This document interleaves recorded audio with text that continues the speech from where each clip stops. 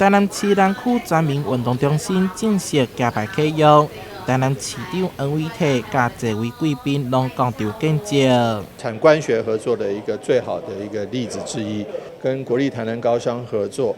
把他们这个学生这个使用的范围之外，可以提供给社区民众来作为一个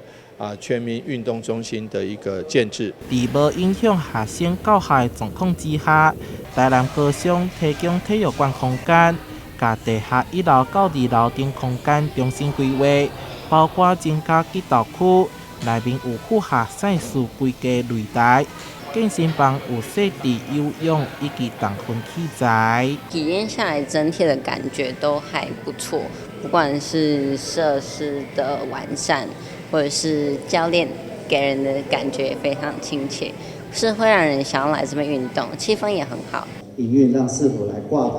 来提供了我们市民呢有一个更好的一个运动的一个场馆。另外，还有功能性训练教室、兼空中瑜伽教室，甲南区全民运动中心全面升级，以5车机运动空间、亲民的消费模式，满足社区居民的运动需求。台南新闻出版采访报道。